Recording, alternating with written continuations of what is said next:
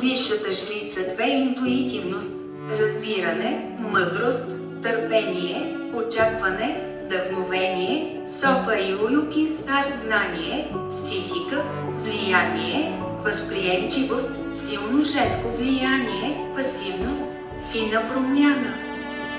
Божествен закон Хедифин феминин, божественото женско начало сънища, свръхестествено, психични сили, таинство, оракъл, скрито знание, самоуважение, повишено усещане за себе си, самоувереност.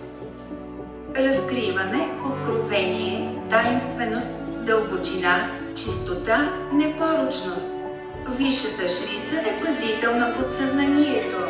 Тя е архетипната умна богиня, девствена и чиста.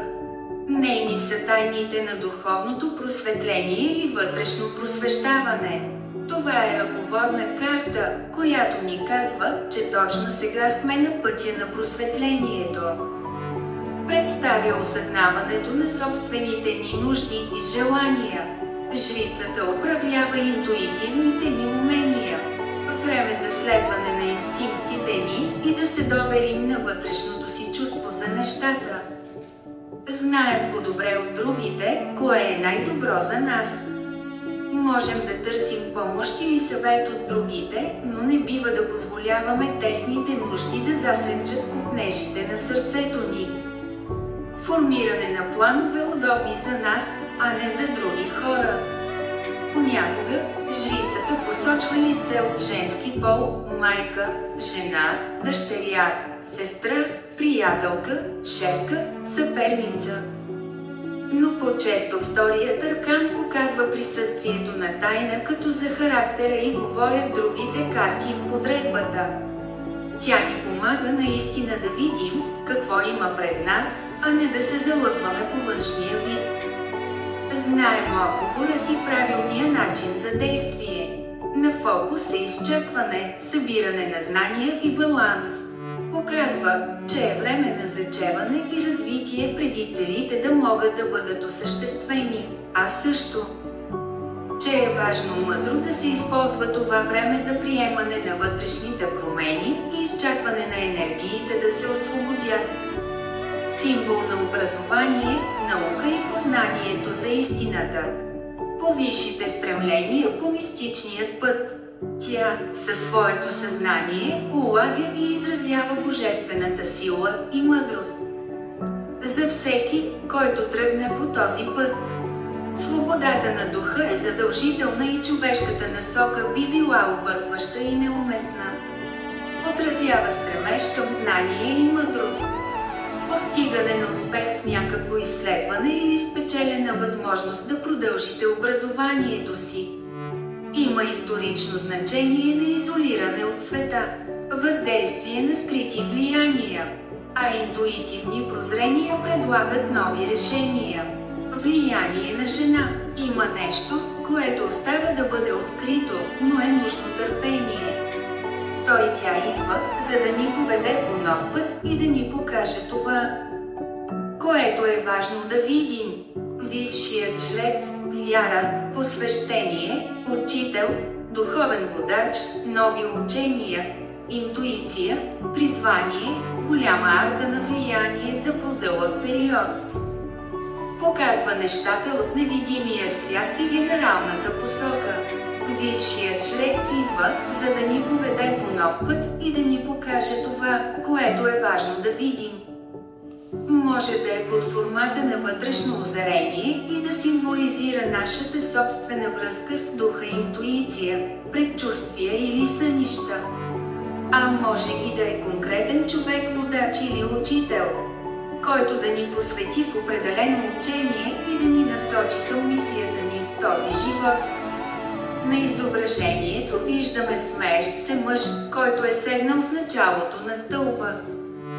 Тя се изкачва в небето портал между хората и божествения източник, около нея летят символи на различни учения и религии, а в края й е разцъфнало цвете от светлина, свързано с духовното просветление.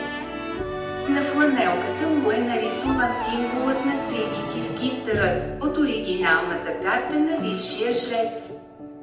Днес е ден, в който можем да получим напътствие относно посоката ни за в бъдеще чрез сънища. Интуитивно осъзнаване или чрез конкретен човек, който да ни вдъхнови, научи или насочи. Подходящ момент за започване на някакъв курс или обучение, за посвещаване в ново занимание, което може да смени изцяло досегашния ни път. Може и ние самите да изиграем ролята на учител или водач за някого. Важно е да следваме това, което ни носи радост и смисъл в живота, така че ако това, с което сме се занимавали досега, вече се е изчерпало, е дошло време да се насочим в нова посока. Позитивно утвърждение за деня: аз съм своят собствен водач и вярата е моето най-висше качество. Като събитие, носи извисеност и усещане за огромна вътрешна сила, огромно вътрешно вълнение, вдъхновено състояние на духа, фина, но силна връзка с колективното подсъзнание или световната душа. Благотворно влияние върху всяко творческо, артистично, езотерично или научно познание. Наблюдение вместо участие. Когато се яви в подредба, показва вероятна активност под повърхността и невъзможност да се види цялата картина, поне за момента. Някаква информация ще ни накара да видим нещата от друга гледна точка. В ситуацията присъстват влияния на скрити фактори, нещо скрито. Има тайна, която ни се изплъзва. Можем да го приемем като разбиране, че не можем да контролираме и предвидим всичко. Друго нейно значение е неизвестност, неяснота, неопределено бъдеще. Като отговор в подредба означава, че няма нужда да гадаем. Времето за отговор още не е дошло. Послания. Ако трябва да се взима решение, жрицата ни съветва да не прибързваме. Да си дадем време за обмисляне и усещане на правилния път. Помни, че този път става въпрос за теб и трябва да следваш собствения си интерес, а не да си принуждаван от други, съобразявайки чужди интереси. Появата й предполага, че би било поразумно да запазим идеите, плановете и намеренията за себе си и да имаме вяра в собствените си способности, вместо да приемаме съвет и мнения от други. В гледане висшата жрица ни казва да потърсим отвъд очевидната ситуация. Онова, което е скрито и неясно. Тайни, които се разкриват. Обърнете специално значение на сънищата и интуицията си по това време, тъй като те са най-правилните индикатори. Какво всъщност се случва или кой път е най-подходящият избор за вас? Ключови думи и фрази: архетип дъщеря девственица, управление на вътрешния свят, вътрешно пространство, духовни сили, духовно просветление, вътрешна светлина, психологическа проницателност, морални принципи, вътрешното съзерцание, познаване на чувства, възможността да се доверите на своя вътрешен глас, подсъзнанието, скрити проблеми, ранни спомени, обстоятелствата в миналото, пророческите сънища, тайно влияние, езотерично познание, окултна мъдрост, помощ, съвет, невидимите аспекти на Вселената, размисли, медитация, разбиране на висшите истини, движението на потока, неразрешени загадки, неизвестно, тайни, анима, божествената майка, сексуалност, която тепърва започва да се събужда, женска тайна, лесбийка, достъп до скритото познание, образование, силата на мълчанието, разкриване на тайни, скрити таланти, управление на скрита истина, физически чар, асимилация, женски проблеми, живот без мъже, любов без секс, девственост, ниско либидо, безбрачие, ситуация и съвет, нещо се случва зад кулисите. Скрито знание, което трябва да се извлече на светло.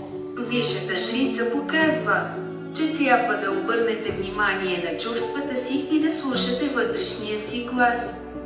С цел изясняване на тази ситуация, трябва да се потърси помощ от вашето подсъзнание. Сега е времето за размисли и медитации. Молете се и се съсредоточете върху вътрешния си свят. Доверете се чувствата си. Най-добрият съвет могат да дадат вашите сънища и интуиция. Събитията от миналото и най-ранните спомени имат голямо влияние върху ситуацията.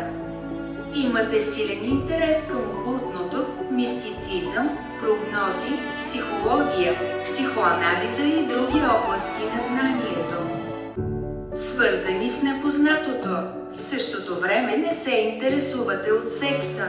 Жена с добра интуиция или необикновени способности може да се притече на помощ. Може би ще ви помогне някой, който разбира тайните на човешката душа или е запознат с цялата истина на ситуацията. Може да ви се открие тайна или скритата страна на ситуацията. Висшата жрица се появява, когато трябва да обърнете внимание на своите скрити таланти и потенциални възможности, по-добре да ги използвате, за да имате шанс за успех. Понякога, висшата жрица сочи директно продължаване на образованието. Ако жрицата е крайна карта в подредбата, позицията на крайния резултат, тя предвещава тайна, благоприятна промяна. Хората, дъщеря, сестра, веселка, самотна жена, благочестиви хора, всеки, който иска да обича без секс, но също и любовница, хора надарени с необикновени способности, психолози, съветници, хора, които имат добра интуиция. Адептите, идеализиран любим, чувствителни хора, хората, на които интуитивно вярваме, онези, които пазят тайна, изследователи, инициатори, тези, които разбират какво се крие зад външната обвивка на събитието. Жена, която тайно се интересува от мъж или тайната любима на мъжа. Вероятност за изпълнение, чакането може да бъде много продължително.